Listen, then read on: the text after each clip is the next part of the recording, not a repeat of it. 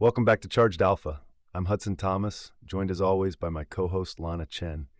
In this segment, we're zooming out from the quarterly noise for a full company chapter. That's right, Hudson. Before we dig into the latest earnings, let's make sure we actually understand this business, what it does, how it makes money, and what makes it competitively distinct. Allstate is the second largest property and casualty insurer in the United States, headquartered in Northbrook, Illinois. It offers auto, homeowners, life, and commercial insurance to more than 16 million households. The company was created in 1931 by Sears, Roebuck and Company, originally as a mail-order auto insurer. Allstate became independent in 1993 when Sears spun it off through one of the largest IPOs of that era. The core product is personal auto insurance, which represents roughly 65% of earned premiums. Homeowners contributes about 17%. The rest comes from commercial lines, specialty products, and employee benefits. Property and casualty insurance is a relatively simple business at its core. Collect premiums, invest the float, and pay claims. The competitive edge lies in underwriting discipline, writing risks at the right price for the actual loss exposure. The key metric is the combined ratio, the sum of the loss ratio and expense ratio. A combined ratio below 100 means the underwriting operation is profitable on its own, before investment income. Allstate targets the mid-90s. In 2021, Allstate made a strategic move by acquiring National General for $4 billion. National General sells non-standard auto insurance through independent agents, a market segment that typically includes higher-risk drivers willing to pay more for coverage. The acquisition expanded Allstate's distribution beyond its exclusive agent network. That matters because Progressive, Allstate's most formidable competitor, has grown aggressively through independent agents and direct digital channels. Tom Wilson has served as CEO since 2007, making him one of the longest-tenured leaders in large-cap insurance. His tenure has covered multiple underwriting cycles, catastrophe events, and the company's digital transformation efforts. On the dividend side, Allstate has increased its payout for 13 consecutive years and currently distributes roughly $3.68 annually.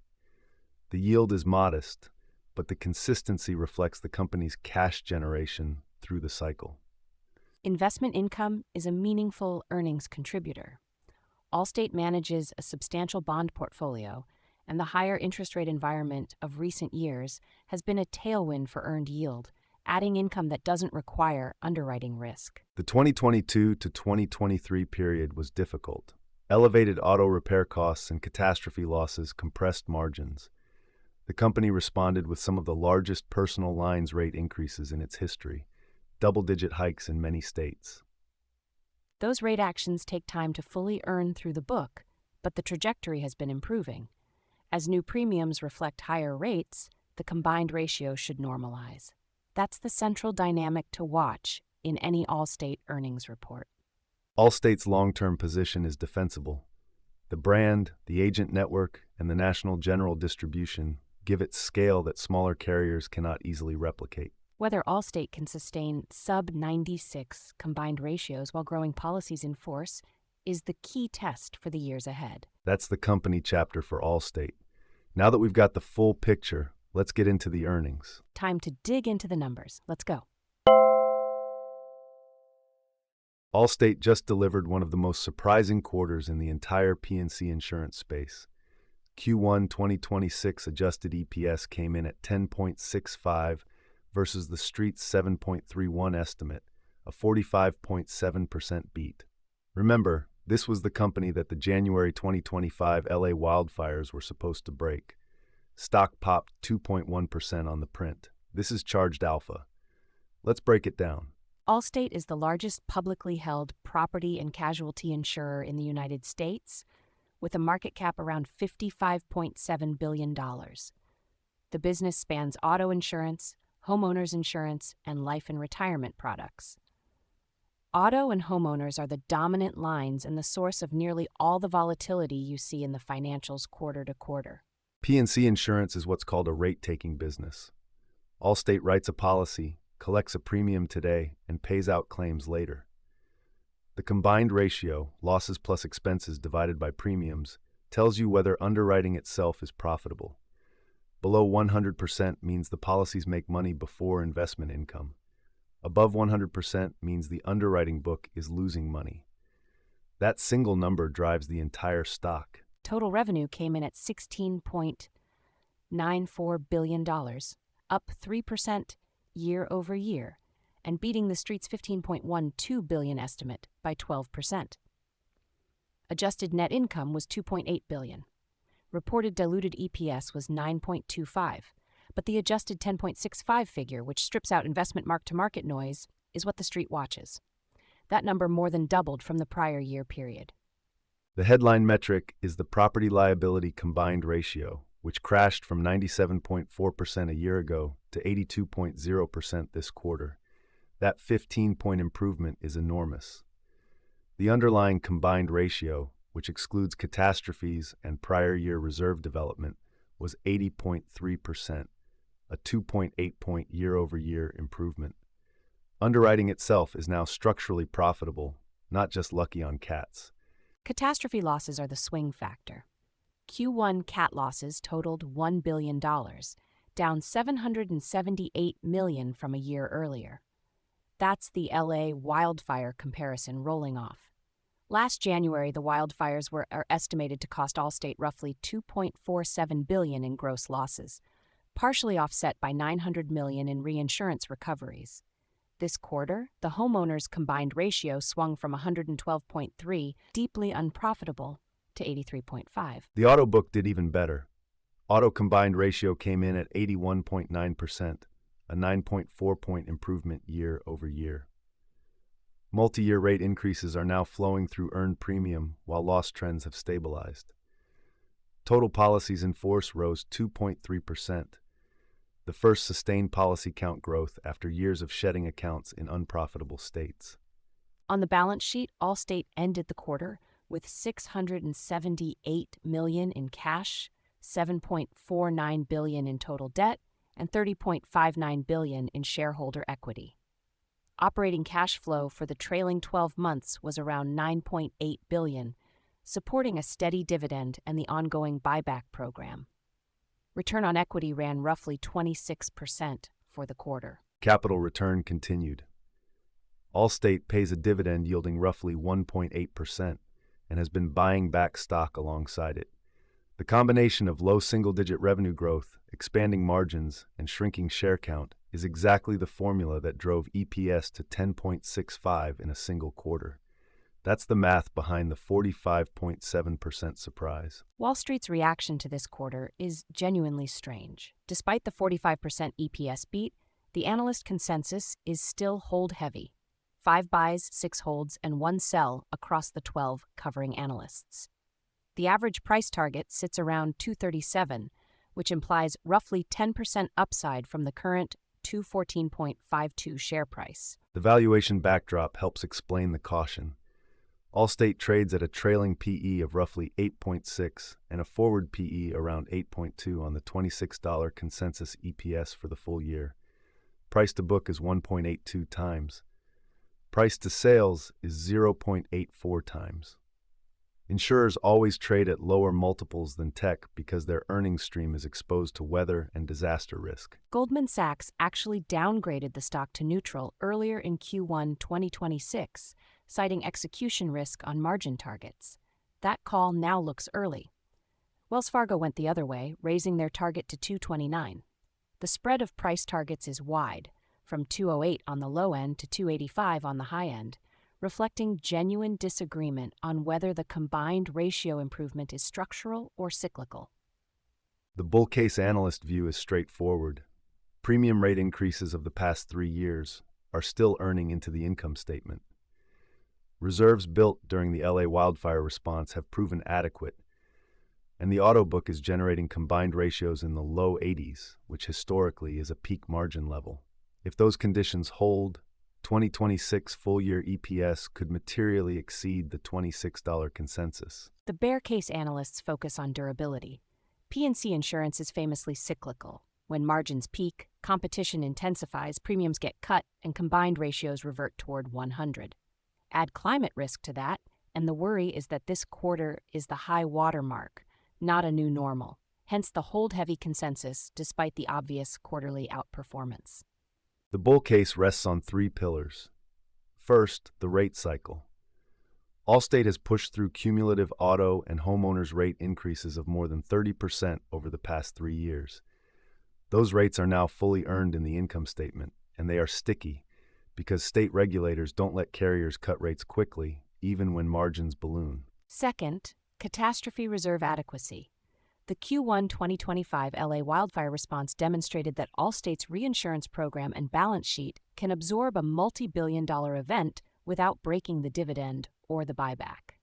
That's a credibility win that compounds. Investors and reinsurers both trust the underwriting discipline more now than they did 18 months ago. Third, capital return at scale. With $26 of forward EPS and a roughly $214 share price, Allstate is generating a 15% earnings yield. The dividend plus buyback consumes most of that, meaning shareholders compound value either through cash distributions or shrinking share count, regardless of where the stock trades day to day. The bear case opens with climate change. The frequency and severity of catastrophe events has trended higher for 2 decades. Wildfires, hurricanes, severe convective storms, every one of those categories is producing larger insured losses on average than 10 years ago. Allstate has more homeowners exposure in California, Texas, and Florida than its peers, which means catastrophe risk concentration is structural. Second risk, California regulatory rate caps. After the LA wildfires, California's insurance commissioner has been tightening the screws on rate increases, even as carriers pull capacity from the state. If Allstate can't price risk adequately in its largest disaster-exposed market, the long-term combined ratio in homeowners faces structural pressure regardless of any single quarter's number. Third, auto repair cost inflation. Modern vehicles contain sensors, cameras, and electronic systems that make even minor collisions expensive to repair. Severity per claim continues to rise faster than the Consumer Price Index. If frequency ticks up at the same time, auto loss ratios could deteriorate quickly even with the recent rate gains. And fourth, the tell from the analyst community itself. 6 holds and 1 sell on a stock that just beat by 45% is unusual. The street is pricing in the possibility that this quarter is peak margin and that the combined ratio mean reverts toward the low 90s over the next 2 years. Allstate's peer group is led by Progressive, ticker PGR, which is the growth story alternative in personal lines. Progressive has been taking auto market share for years through direct distribution and superior pricing analytics. PGR trades at a forward PE near 18, more than double Allstate's 8.2, because the street awards a premium for unit growth on top of underwriting profit. Travelers, ticker TRV, is the closest direct comp on the commercial and homeowner side. TRV trades at roughly 11 times forward earnings with a similar low double-digit ROE. The gap between Allstate's 8 and Travelers' 11 reflects Travelers' commercial book diversification, which tends to smooth catastrophe exposure relative to a personal lines heavy carrier. Hartford, ticker HIG, is another mid-tier peer with a strong commercial and group benefits franchise. Hartford trades around 10 times forward earnings. Chubb, ticker CB, is the global high net worth specialist, trading at roughly 12 to 13 times forward earnings with the lowest combined ratio volatility in the group, but also the lowest growth profile. Within that peer set, Allstate is the cheapest on a PE basis but carries the most catastrophe concentration. The trade is essentially pay up for Progressive's growth and Chubb's stability, or take Allstate's discount and bet the rate cycle holds long enough for the combined ratio improvement to be reflected in a higher multiple. Options activity around Allstate is muted compared to high beta names.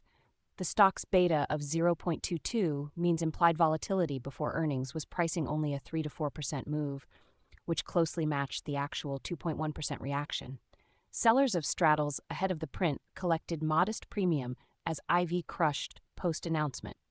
Open interest skews toward the call side at the 220 and 230 strikes in the July and October expirations, suggesting positioning for further upside if the combined ratio improvement holds through hurricane season. Put activity at 200 and 190 reflects downside hedging by institutional managers worried about a major Atlantic storm season. On insider activity, executives have been net sellers through pre-scheduled 10b5-1 plans, standard for senior management at large-cap insurers. Nothing unusual or alarming in the patterns. No insider has been an aggressive buyer in the open market, but that's typical for the industry, where insider stock ownership concentrates through equity grants rather than open market purchases. Institutional ownership is high. Vanguard recently disclosed a 7.52% passive stake, roughly 19.5 million shares. BlackRock and State Street round out the top index fund holdings. The implication: most of Allstate's float sits in passive vehicles, which dampens volatility, but also means active managers have to make a real conviction call to move the stock. Bottom line on Allstate, 45% EPS beat, combined ratio at 82%, LA wildfire comparison fully behind us. The fundamental picture is the strongest it has looked in years. The risk is climate cyclicality and the question of whether peak underwriting margin holds. At 8 times forward earnings with consensus at 237, the math favors a constructive view. Charged Alpha rates this a buy on the underwriting reset, with the caveat that catastrophe-driven volatility is permanent. Size positions accordingly and respect the cycle. Financial data and charts, sourced from Financial Modeling Prep. Charged Alpha is for informational and educational purposes only. This is not investment advice. Always do your own research before making investment decisions. Thanks for listening to Charged Alpha. Subscribe and leave a review if this was useful. New episodes every earnings season. See you on the next one. Ooh-wee-doo! That ticker tape starts dancing fast. A bull market thrill that's built to last. Dividends are ringing up the swing. Listen to that sweet ka-ching. It's a Wall Street swing. That fast-paced rhythm makes you sing. Yeah, the Wall Street